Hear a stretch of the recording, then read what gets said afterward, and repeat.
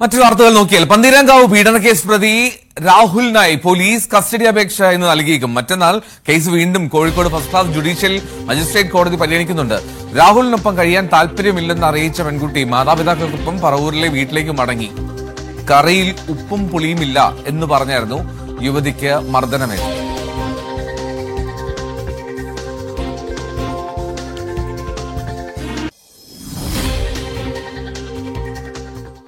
Cinema കഥയെ വെല്ലുന്ന വഴിത്തിരിവുകളായിട്ടായിരുന്നു പന്തീരാങ്കാവ് ഗാർഹിക പീഡന കേസ് അത് പുരോഗമിച്ചത്. ക്ലൈമാക്സിൽ ഇരുവരും വീണ്ടും ഒന്നിച്ചുവെങ്കിലും കഴിഞ്ഞ ദിവസം മീൻകറിയിൽ ഉപ്പ് കുറഞ്ഞതിന്റെ പേരിൽ ഭർത്താവിൽ നിന്ന് മർദ്ദനം നേരിട്ട യുവതി കോഴിക്കോട് മെഡിക്കൽ കോളേജിൽ ചികിത്സ തേടുകയായിരുന്നു. തുടർന്ന് യുവതി പോലീസിൽ ഗാർഹിക പീഡനത്തിന് വീണ്ടും പരാതി നൽകി. അതേസമയം പാലാഴിയിൽ മദ്യപിച്ച് ബഹളമുണ്ടാക്കിയതിന് പോലീസ് രാഹുലിനെ അറസ്റ്റ് ചെയ്യുകയും ചെയ്തു.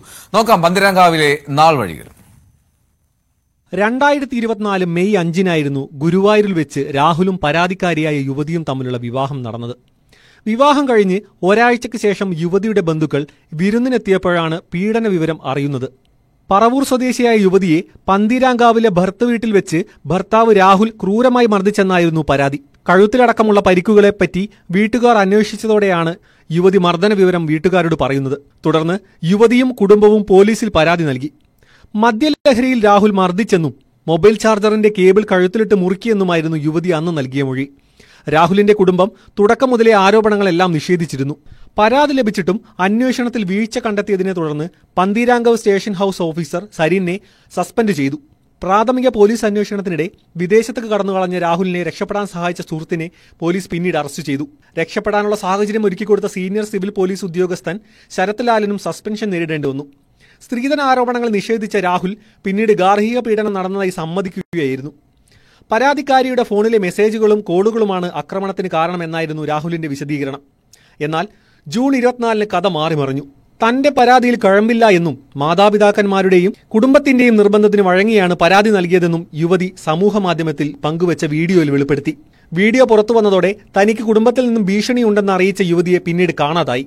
പിന്നാലെ മകളെ കാണാനില്ലെന്ന് യുവതിയുടെ കുടുംബം പോലീസിൽ പരാതി നൽകുകയും ചെയ്തു. എന്നാൽ പിന്നീട് യുവതി തന്നെ മാധ്യമങ്ങളിലൂടെ പ്രത്യക്ഷപ്പെട്ടു. ഇന്ത്യയിലേക്ക് തിരിച്ചെത്തിയ രാഹുൽ കേസ് ഒത്തുതീർപ്പാക്കാനായി ഹൈക്കോടതിയെ സമീപിച്ചു.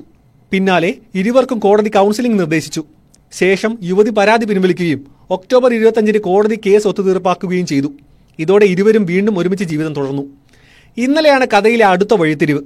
1.5 മാസത്തെ ഒരുമിച്ചുള്ള ജീവിതത്തിനു ശേഷം വീണ്ടും യുവതി പീഡന പരാതി ഉന്നയിക്കുകയായിരുന്നു. കഴിഞ്ഞ ദിവസം മീൻകറിയിൽ ഉപ്പ് കുറഞ്ഞതിന്റെ പേരിൽ രാത്രി ഭർത്താവിന്റെ മർദ്ദനത്തിൽ പരിക്കേറ്റ യുവതി കോഴിക്കോട് മെഡിക്കൽ കോളേജ് ആശുപത്രിയിൽ ചികിത്സ തേടുകയായിരുന്നു.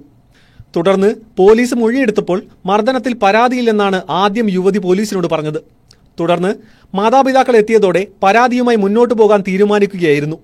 1.5 മാസത്തിനിടയിൽ നിരവധി തവണ മകളെ രാഹുൽ മർദ്ദിച്ചതായും വീട്ടിലേക്ക് ഫോൺ ചെയ്യാൻ പോലും അനുവാദമില്ലെന്നും മാതാപിതാക്കൾ പറഞ്ഞു. അതിനിടെ ആശുപത്രിയിൽ നിന്ന് മുങ്ങിയ രാഹുലിനെ മദ്യപിച്ച് പ്രശ്നമുണ്ടാക്കിയതിന് പാലാഴിയിൽ വെച്ച് പോലീസ് കസ്റ്റഡിയിൽ എടുത്തിരുന്നു. ഭാര്യയുടെ പരാതിയിൽ അറസ്റ്റ് ചെയ്ത പ്രതിക്കെതിരെ വധശ്രമം, ഗാർഹിക പീഡനം ഉൾപ്പെടെയുള്ള വകുപ്പുകൾ ചുമത്തി. Kozhikode first class judicial magistrate കോടതിയിൽ ഹാജരാക്കിയ പ്രതിയെ 14 ദിവസത്തേക്ക് റിമാൻഡ് ചെയ്തു. യുവതി മാതാപിതാക്കളോടൊപ്പം സ്വന്തം വീട്ടിലേക്ക് പോയി. News desk, news 18. പന്തീരാങ്കാവ് ഗാർഹിക പീഡന കേസിൽ ആദ്യം അത് ഒത്തുതീർപ്പായതാണ്. ഒത്തുതീർപ്പായ ശേഷമാണ് വീണ്ടും ഇപ്പോൾ കറിയിൽ ഉപ്പും പുളിയും ഇല്ല എന്നുള്ള പേരിൽ വീണ്ടും മർദ്ദനം ഉണ്ടാകുകയും ചികിത്സ തേടിയപ്പോൾ മുക്കിനുൾപ്പെടെ മുഖത്ത് പരിക്കേൽക്കുകയും വീണ്ടും കുടുംബാംഗങ്ങൾ അവരുടെ പെൺകുട്ടിയുടെ വീട്ടുകാരെത്തി ഇത്തരത്തിലൊരു പരാതി നൽകാനുള്ള തീരുമാനത്തിലേക്ക് എത്തുകയും ചെയ്ത് അതിന്റെ ഇനി വരും ദിവസങ്ങളിൽ കൂടുതൽ ഡെവലപ്മെന്റ് ഉണ്ടാകുമെന്ന് നമുക്ക് കരുതുകയും വേണം.